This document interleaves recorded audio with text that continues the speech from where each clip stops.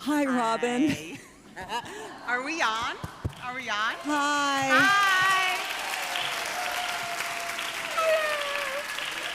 Hi. Yeah. Go ahead. Thank you. Good evening, everyone.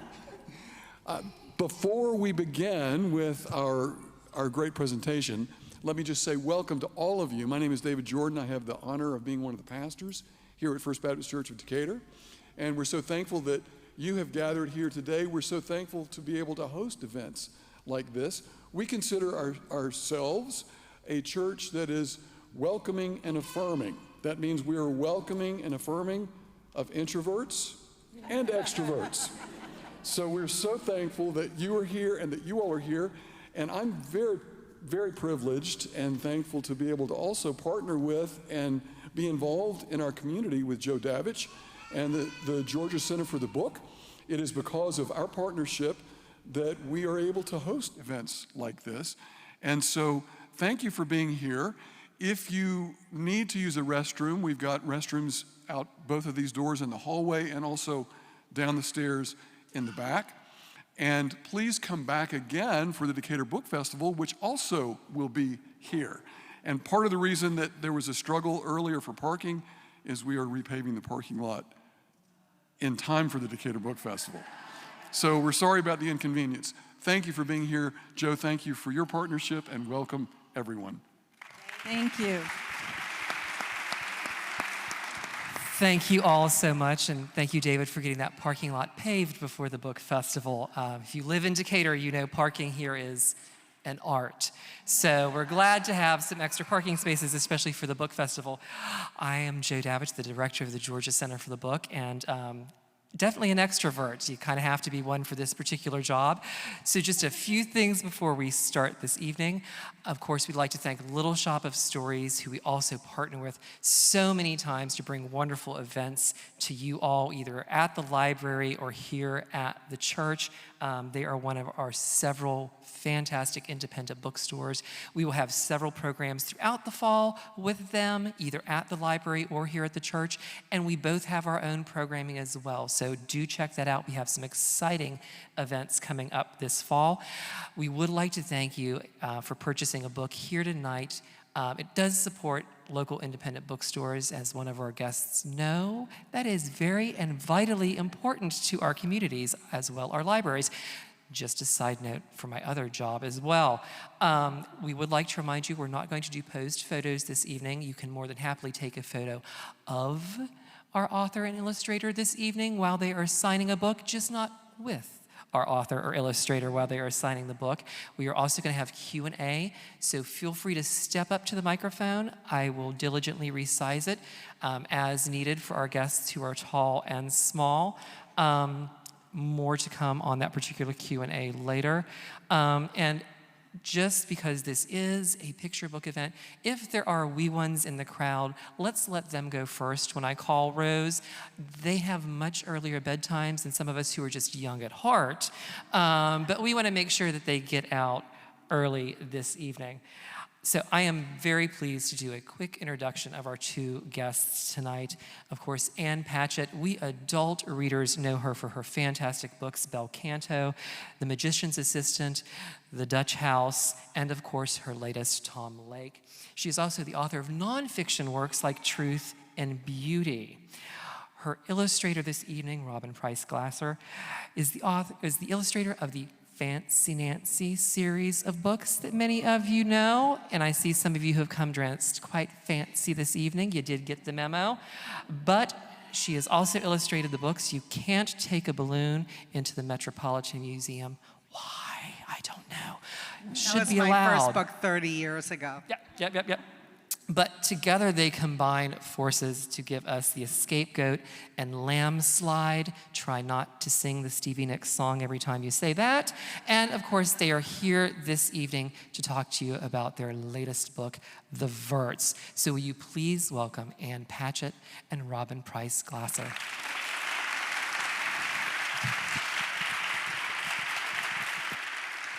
Thank you both so much for the warm welcome and the terrific introduction. I really appreciate that. And it's wonderful to be in this beautiful church. I went to Catholic school for 12 years, and I always have this moment when I imagine what the nuns would say if they knew I was doing a book event up, in the altar-ish section of a Baptist church. I think they would just say goodbye.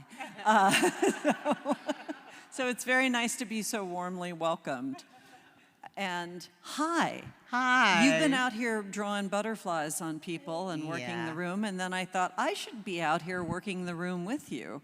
Oh, well, it's nice to see you again, It is. even though we're traveling together. It's like on talk shows when they've been in the green room together, gabbing about each other's kids, and then they come out and they go, hi, and they give a big That's kiss. right. So how are you? It's been absolutely minutes since we saw each other. Yeah. So we're going to talk tonight in a way that we hope will be both good for the grown-ups in the room and the kids in the room, and keep that balance going on.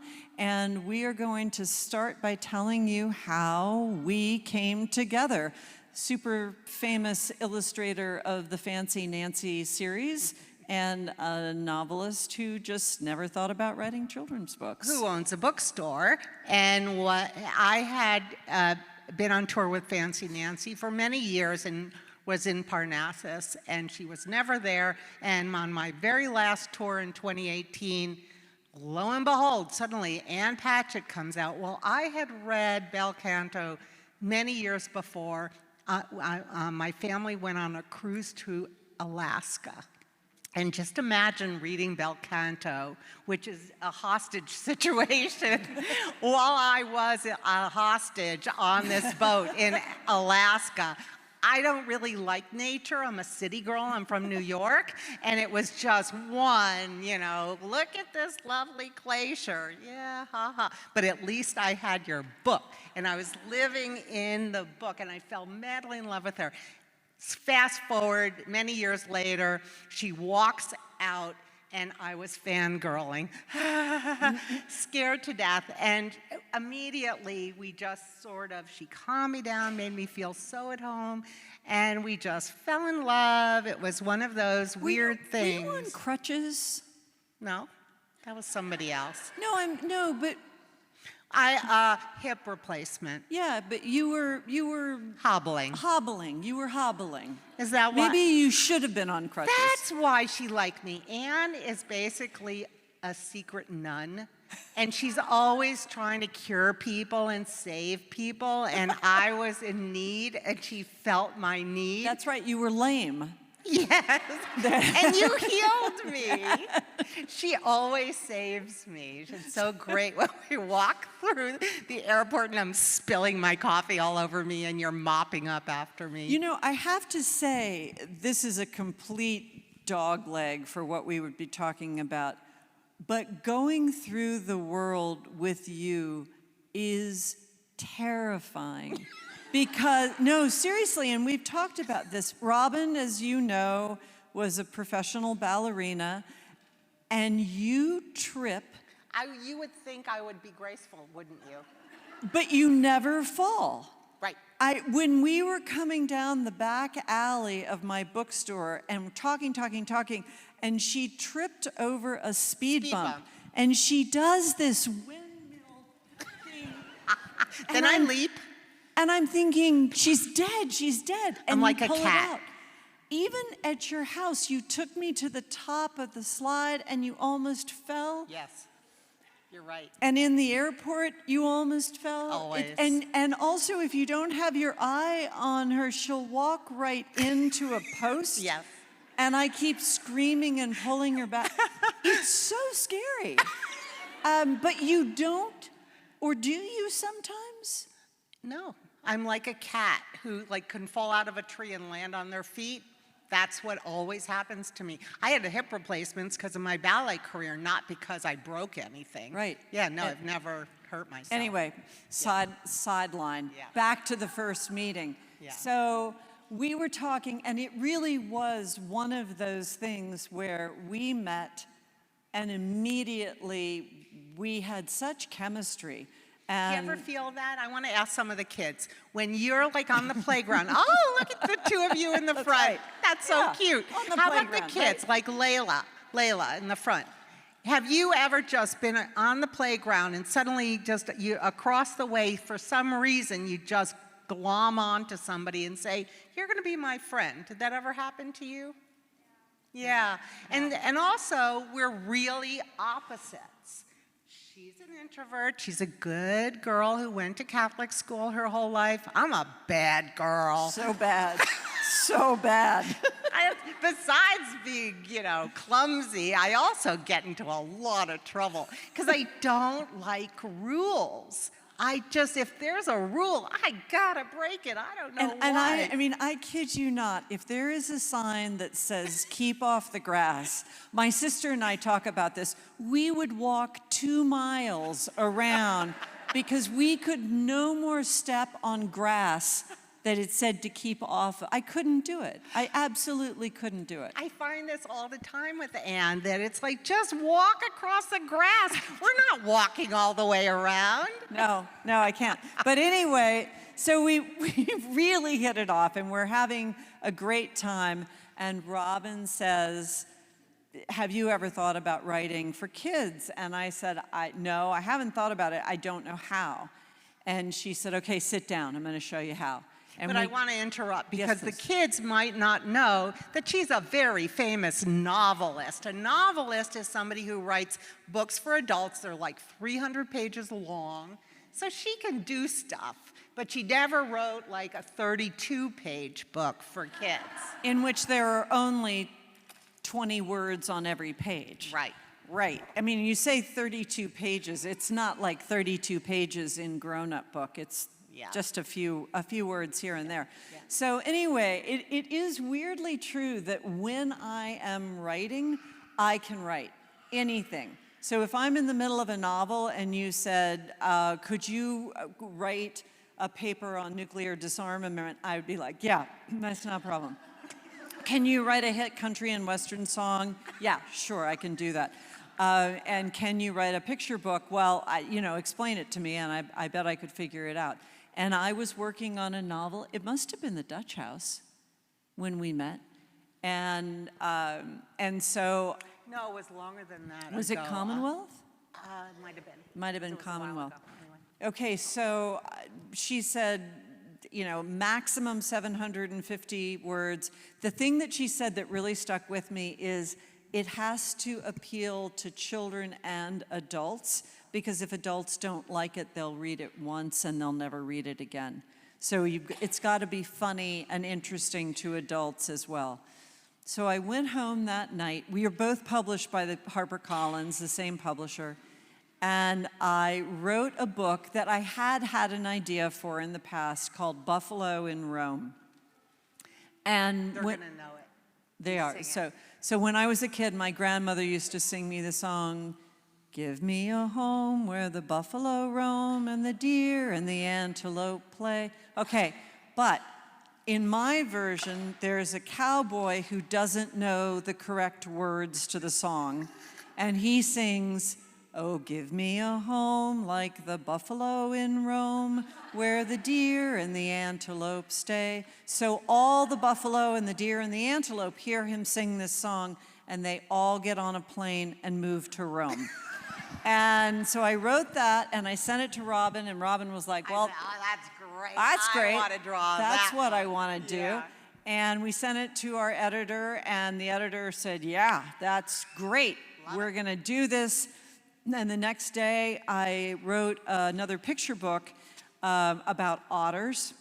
And I sent it to Robin, and she liked it. And then we sent it to the publisher, and they were like, okay, we'll give you a 2-book deal. That's great. We like both of these. The third day, I wrote a book about ponies. And the fourth day, I wrote a book about dogs. And it didn't stop. And it turns out, unbeknownst to me, I always think of that movie, The Day of Wine and Roses. Do you remember that? Where she doesn't know that she has a drinking problem because she's never had a drink in her whole life. And then she meets this guy, Jack Lemmon, and he takes her out for a drink. And it turns out she's a crazed alcoholic immediately. That's what it was like when I met you. because Everything reminded her. Everything triggered her. And she was writing a book every day. And it takes me a year to do these things. And so the So one day I was all over my neighborhood. There were these signs that said pony camp, right? But then I pictured ponies going to camp with their little toothbrushes and their sleeping rolls. But then they get to the pony camp and they're supposed to like take kids around on rides, and the ponies are like, what kind of camp is this? How would this be fun for us? Anyway, my publisher told me to stop. It's like, enough, cut it out. So one day I was reading the New York Times, and Connor Lamb was running for Congress outside of Pittsburgh, and there was a sign of somebody holding up a piece of poster board, and it said, landslide. And I said to my husband, hang on just 1 minute. Just gotta run upstairs. Because I thought, everyone who looks at the newspaper this morning is going to be writing a picture book called Landslide. I have to get there first. And so I wrote a story about a group of lambs who wanted to slide, and they had to canvass the pigs and the chickens and the goats, and then they all vote on the farm. It's a very topical book. And that was the book that the publisher decided that we would do first. It was really a problem because you sent in 20 good stories, and which one were we going to do? But it was in 2019, and it was right before that election, so we thought we would do that one. And you got to work, and you drew the lambs. And I remember you were very shocked about which way their knees bent. Yeah, backwards. They don't bend like arts and bend. Right. They go like the other way. Hey, Robin, show them how their knees bend in the opposite direction. Okay, I'm a ballet dancer. I can still kick my leg up. I cannot bend my knees backwards. And then we did a scapegoat, which, if it's possible that somebody hadn't already written a picture book called A Scapegoat, it makes no sense to me at all, about a goat who escapes, who everybody on the farm blames for everything that goes wrong. She loves that one because I think you feel like people blame you for things. Oh, No? People don't blame me for things. Do you know what my thing is? I get credit for everything I didn't do. No, it's just the opposite. It's about having a bookstore and having a certain level of success. If something good happens, I mean, really, if cancer was cured at this point, people would be writing to me and saying, thank you, Ann Patchett. Yeah, that's true. Yeah. People really idolize her. It's so bizarre. So bizarre. Yeah. Okay, so now we're getting up to present day, or we're nearing present day. So we had done these two books, Landslide, A Scapegoat, and before I started a new book, I had this amazing idea. I was going to call my friend Robin and say, hey, Robin, what would you like to draw this time? She lives in California, I live in Nashville, so I called you. Robin, what would you like to draw this time? Can we get off the farm? I'm from New York. I'm a people person. And I was a dancer, and I've looked at bodies in motion my whole life. I love drawing bodies in motion. Can we draw, can you give me some people? Which, thanks a lot, because she always has to give you more than you even asked for. And by the end, so this book is about a little boy who's an introvert and a little girl who's an extrovert, and they're very different. They're very much like us. And because it's about this opposite type of thing, we thought it would be, and it's his birthday party, and it's her idea to throw this massive party, but he's an introvert and he doesn't really want a party. So, but she just barrels forward and she makes this grand party and invites everybody from the apartment building into the apartment for this massive party. And on at the end, you have 19 people and 8 animals in this doing a conga line. So, you know, it's kind of wild. And so thanks a lot for giving me that many people to draw. It took me a year to do this book because there's so many people. But it is also the case that every one of these illustrations you could spend hours, you could spend a whole day looking at, because there's so much going on. And your particular genius is for movement. And this book has so much movement. I really didn't know anything about children's literature until I got a bookstore. And there are so many wonderful drawings where the people are like, you know, they're just flat. And yours are always moving, always, always full of motion. What we have found, though, in writing about introverts and extroverts and talking about them, is how many people find themselves in mixed marriages and mixed relationships. I am an introvert. Oh, you're nodding. I am an introvert married to an extrovert, and she is an extrovert married to an introvert. And we work with introverts and extroverts, and what we're finding is a lot of grown-ups are buying this book to say this explains. To give to their best friend or to their coworker or whatever, but it also explains how sometimes those two opposites really make a whole, a really beautiful whole. And certainly we have found that when we collaborate on the books together, I really feel like we're just working off of each other in a way I never got to do. I've done over 100 books, and I've never really collaborated with an author before. With all the Fancy Nancys, we've done like 80 of them, Jane O'Connor and I, and she always wrote the manuscript, sent it to me, I illustrated it. They really kept us apart, and I only found out, I'll tell you guys a secret. Next year, it's the 20th anniversary of Fancy Nancy, and we haven't done any new books since Disney bought us a while ago, and we just did no more books. And for the 20th anniversary, I begged Jane, could we do another Fancy Nancy? And I made the mistake of saying, let's work on it together. It didn't go so smoothly because we're both extroverts. She's the boss of everything, and I'm the boss of everything. It doesn't jive. Right. And even though you really love each other. Love each other. Respect each other. But we can't work together, and I couldn't live with her, and I want to marry her. Yeah, I mean, she does. I do. She really has a great husband, and I adore my husband. We could be very happy together. We really could. We could be very happy together. Yeah. And for me, you know, I'm a novelist, and I work alone, and I always say I have no esprit de corps. I don't play nicely with others. I'm a nice person, but I like to make my work all by myself, on my own terms. I get my novels until they're absolutely done as done could be. I do everything, I polish, and then I send it in, and I don't sell them beforehand either. So I will send the very finished book to my editor, which I haven't even told him I'm writing, and I'm like, here it is. Let's not talk about it. So for me to have collaboration, even this, because normally I'm out on book tour by myself, there's only one chair up here, I'm just talking. The energy that comes from this collaboration is really thrilling to me. And I couldn't get through the airport if it weren't for her. I've been on many Fancy Nancy tours where I didn't have somebody saving my life.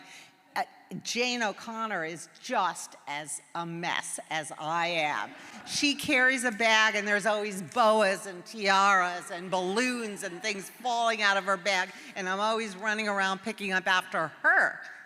She picks up after me. One of my very favorite Robin moments, and it kind of sealed the deal, when we first were on tour for Landslide, and we started out in California, which is where I am originally from and where Robin lives, and we went out to dinner, and we were driving back to your house, and we got in the car, and I said, you know what I really wanted to ask you?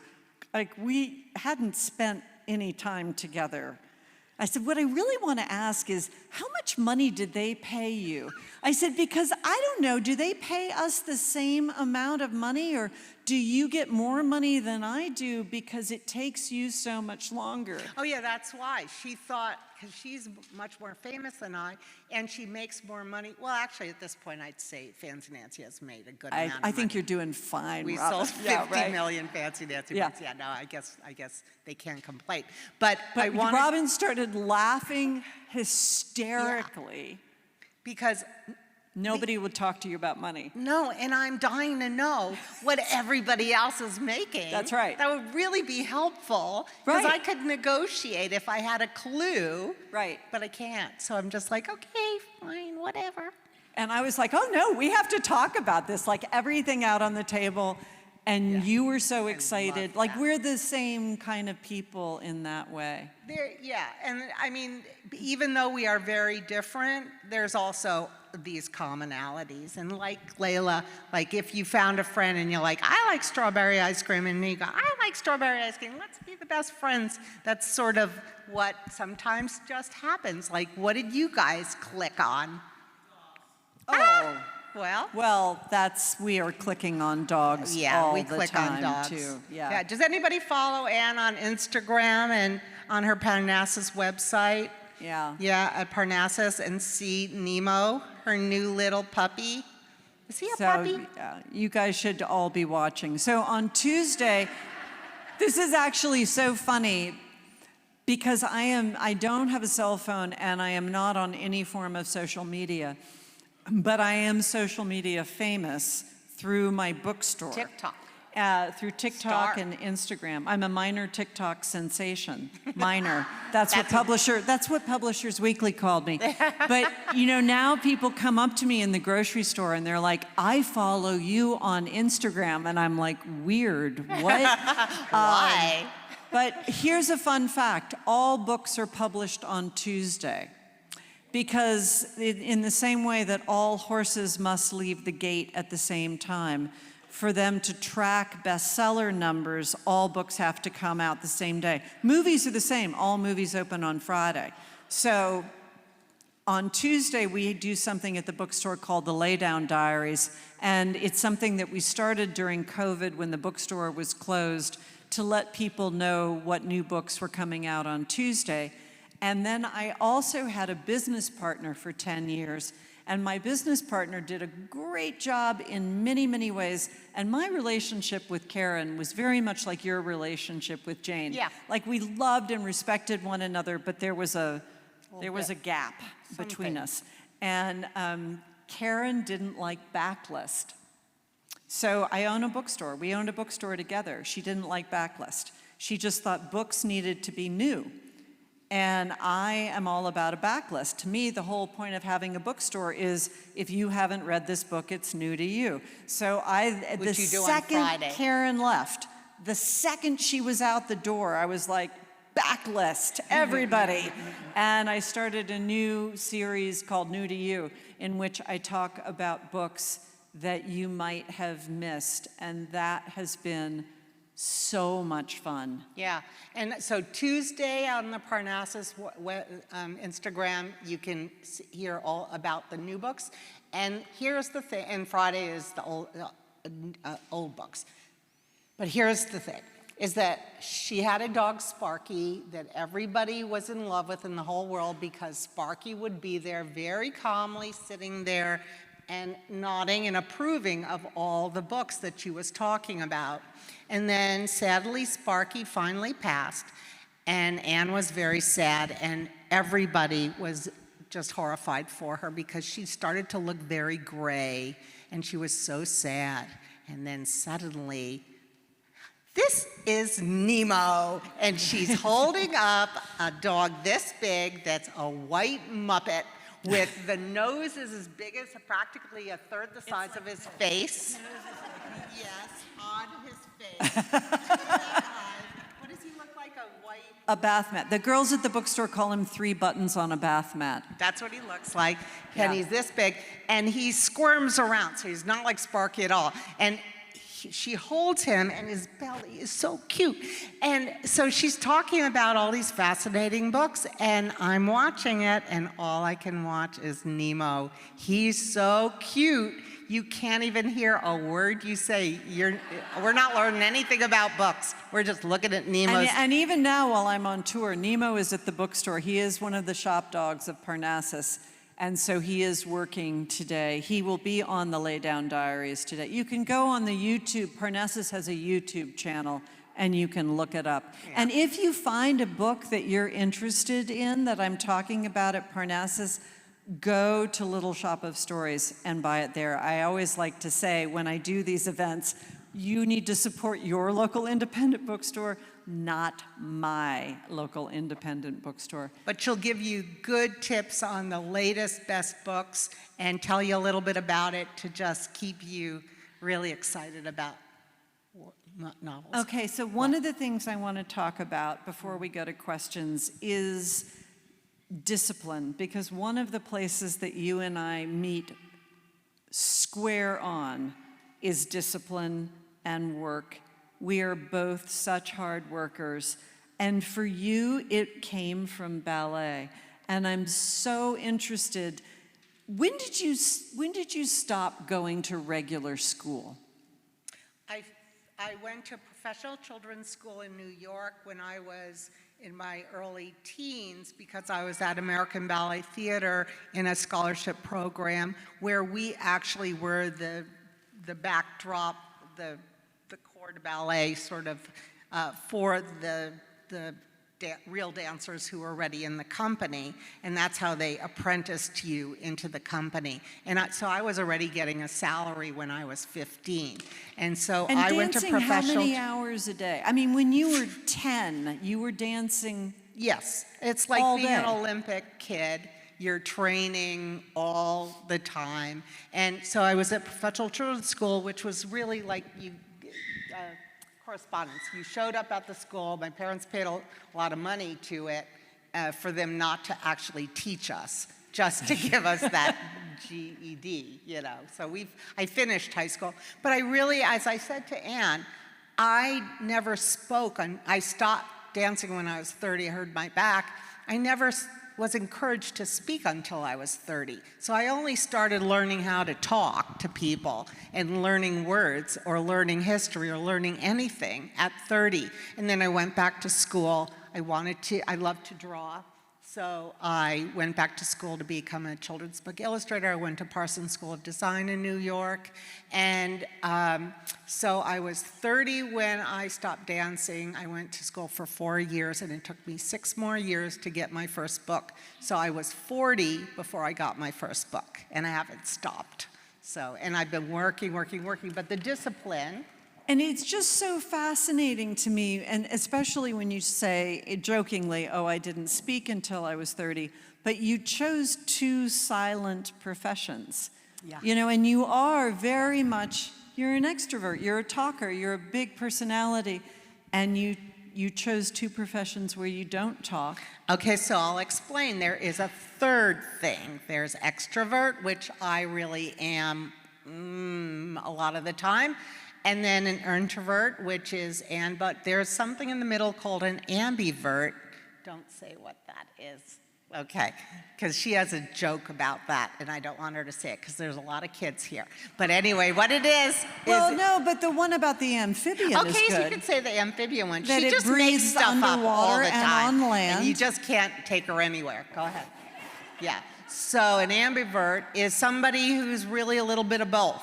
And I do bop between both. I mean, COVID was a terrible tragedy for our nation, but I know a lot of adults who said, it was really relaxing to not have to get dressed and go anywhere. And I actually found it perfectly easy to stay home for 2 years and make a lot of books. But then I started getting antsy. I really missed people. And then I love this. I love to be with people too, so I'm really an ambivert.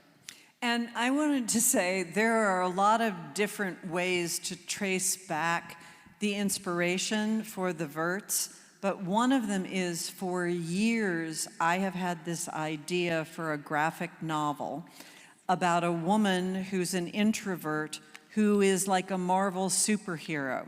And she has the power to fight crime and save the world, but she's also married and she has several children and a job. And all of those things suck away her superpowers. So when she gets the call that, you know, some creature is going to destroy the city, she goes into the closet to try to regain her introvert power, but her kids Her are... extrovert power. her introvert power, because she solves everything as an introvert. I see. Okay. And her kids are always going, Mom, Mom, Mom, I've got chewing gum in my ear. Can you come out, Mom? And every time it just sucks a little more of the life force out of her, so she can't solve crime and fix the problems of the world. I've had this idea for years and years, and I was probably never going to do anything with it. And so when Robin and I were talking about what to do next, and she said she wanted people, she said she wanted a girl who was a glass half full kind of child, and she wanted a boy who had a 50-50 role because she had been drawing a lot of girls and she wanted to draw a boy. And I thought, okay, I'm going to give my Vert idea. Also, everybody in the apartment building is named for a color in French. Why? Because that's how much French I know. What did I want to say about that? Flew right out of It flew right out of your head? Okay, so I think we should take some questions because we got a late start. And the questions are always the best. Yeah. So if you have any questions, you, sir, do you have a question? I want to invite my friend to come up and show everybody. So it's really fun. Does he want to come up yet now? You want to come up? Oh, come on, He does, come on. he does. Okay, so my favorite part of this book, Ivan does not want this party. Good. Yes, doesn't want this party. And she's throwing this massive party for her, and he goes in the kitchen, he's hiding away, and his mom really would like him to come out. And so... Can I ask your name before we cover you up? Say it. Elias. Elias. Elias, thank you. Okay, so he goes and he gets an Afghan that his mom crocheted, and he throws it over his head. And he looks like he looks like a ghost that his mother crocheted, and he sneaks behind the couch and hides with a flashlight and a book and his fish. This and cracks me up every single time she throws an Afghan on a kid. I just can't get enough of it. Just stay there. It's And there's really part of me that always adorable. thinks, are you allowed to throw an Afghan on a kid? Like, is that okay? But your mom's here. I'm guessing it's all right. So Ivan Vert has a goldfish named Mr. Limpet. Do any of you know who's Mr. Limpet? I love Don it. Knotts. Don Knotts, the That's incredible Mr. Limpet. And he takes it's like he's melting. He's just getting smaller and smaller. Melting. And Mr. Limpet will make many, you are brilliant. You are a star. Thank you. Show them how cute you are. There you go. Yeah. Okay, you can go sit down. Thank And the you. reason that is actually extra good is because it is clearly an extrovert playing the role of an introvert on stage. Next time we'll bring a goldfish. So does nobody have any questions? I bet for you us? do. You have a question back there. Do you want to brave the microphone or do you want... Maybe Look, it's the the microphone microphone. can come to you. Look, Want look. to bring it over there? Oh, here we go. Perfect. Oh, this is Lena. I met her earlier. Do you know what the boy in Fancy Nancy? Oh, The little boy, so Bree is Nancy's best friend who lives next door, and she has a little brother named Freddie. But then Nancy also has a friend at school named Lionel. Is that who you're thinking of? No, I mean like the boy with fancy Nancy at home. I don't remember, sweetie. I don't remember. Is it JoJo? Oh, JoJo. JoJo's a girl. She's a tomboy, and she gets in lots of trouble, and she's naughty, and she's always running around, and she's kind of wild and crazy, yeah. And a lot of people think she's a little boy. You're right. JoJo. Good job. I forgot about all of this. Thank you. Thank you so wait, much. the microphone behind Turn you. around. He's turn Give it around. to the He's guy behind you. Good. Thank you, sweetie. Come on, people. You've got to have a question. There we Here go. we go. Yay. You're brave. Thank you. Hi. Hi. Question for Ann. I love Tom Lake. Thank you. A beautiful book, and just beautiful depiction of a mother-child relationship. And something I don't want there to be a spoiler. Something happens towards the ends of the book that reflected something going on in our world. And I wondered if that was planned or if it was a reaction. That's a very funny joke, whether or not it was planned, because it wasn't planned. That was written before Dobbs. Really? Yes, so I wasn't trying to make a point. Okay. I really don't try to make points in my book, Right. but things happen that aren't planned. Yes. Okay. Yes.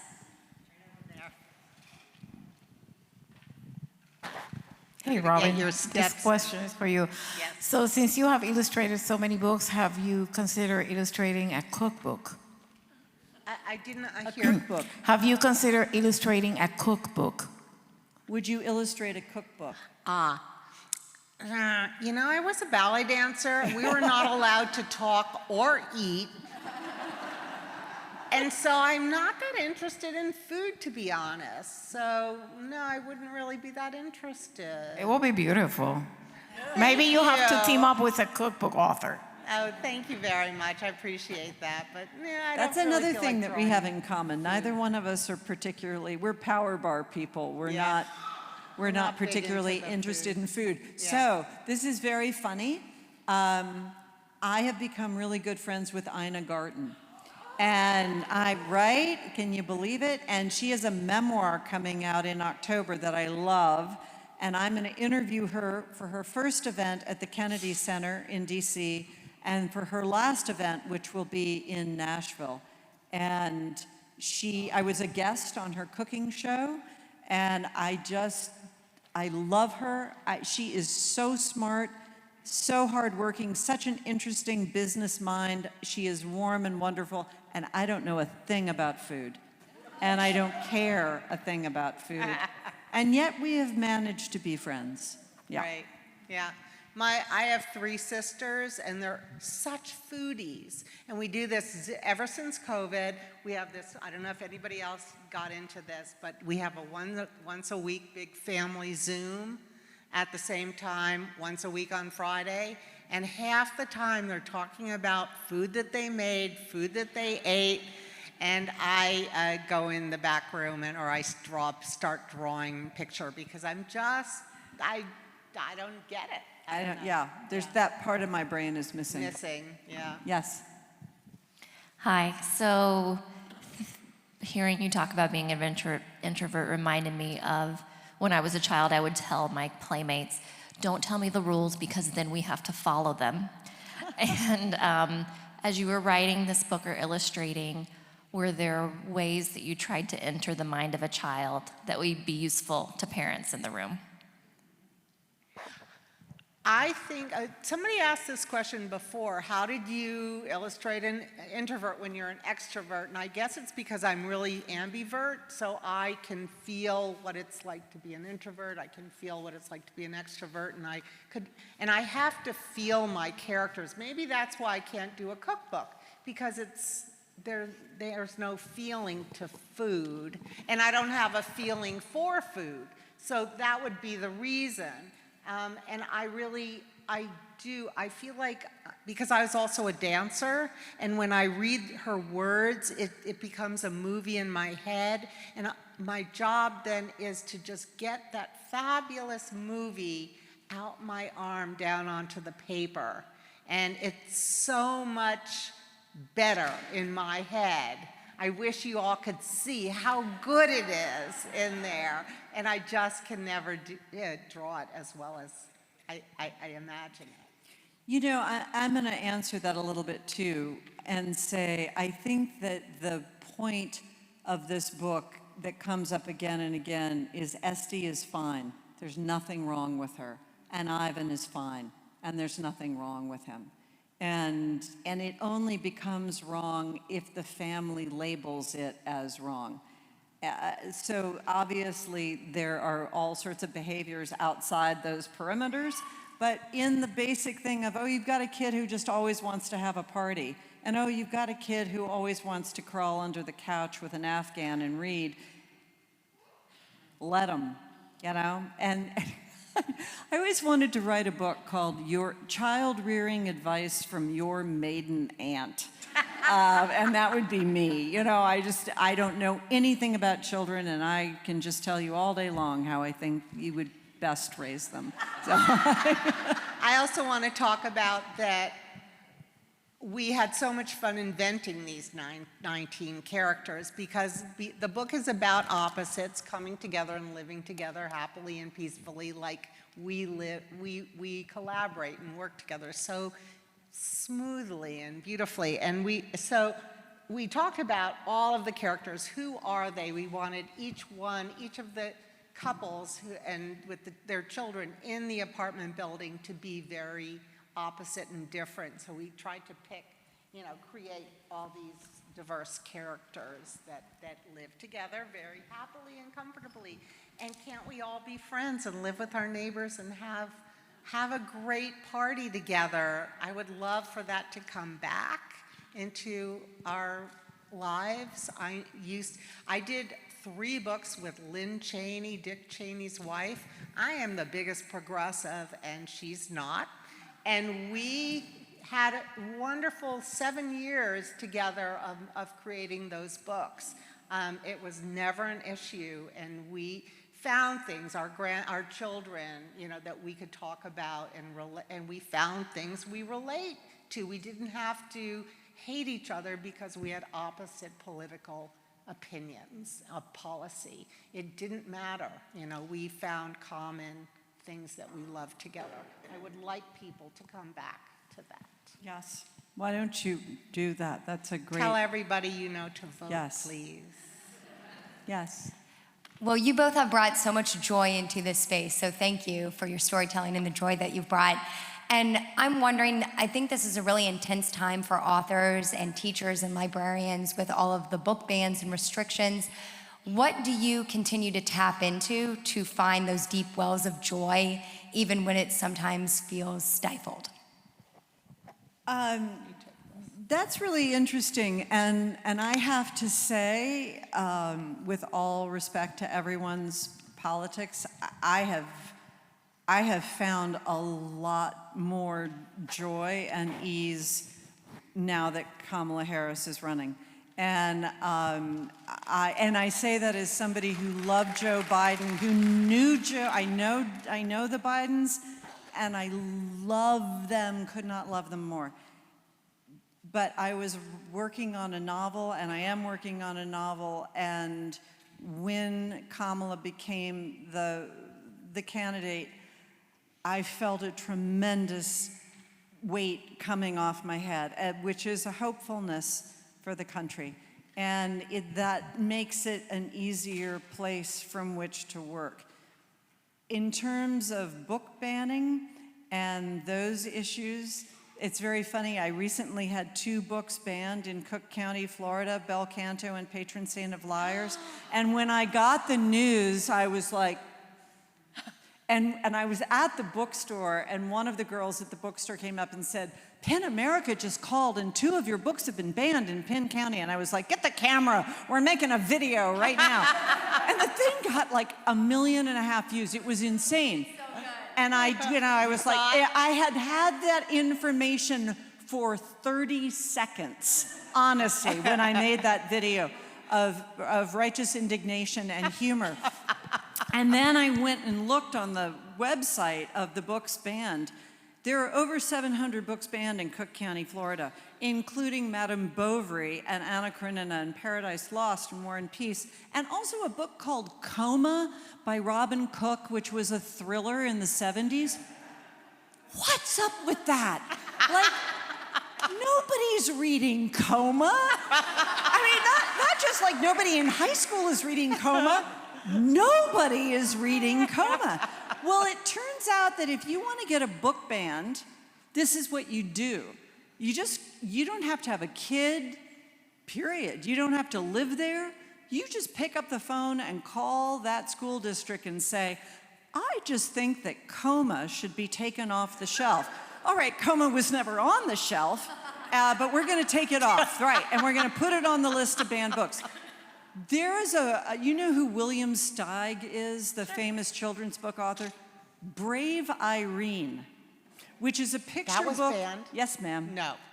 A picture book about a little girl whose mother is a seamstress and she gets sick, and Brave Irene takes the ball gown to the queen in the snowstorm. And I said, I guess in Florida, snow is really scary and threatening. And so you would have to ban any books about snow.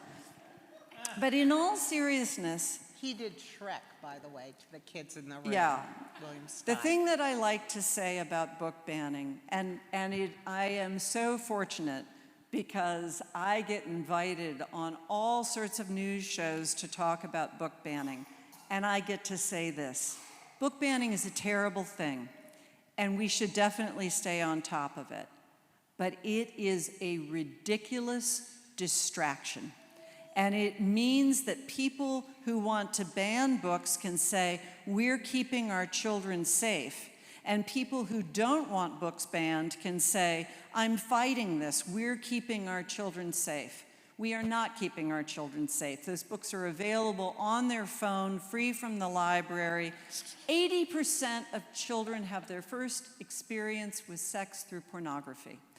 Guns are what we need to keep our children safe from. And it just means that everybody can talk about what, we're really fighting the fight.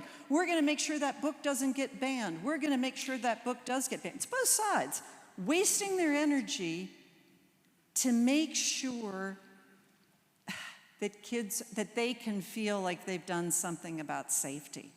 And they've done nothing about safety.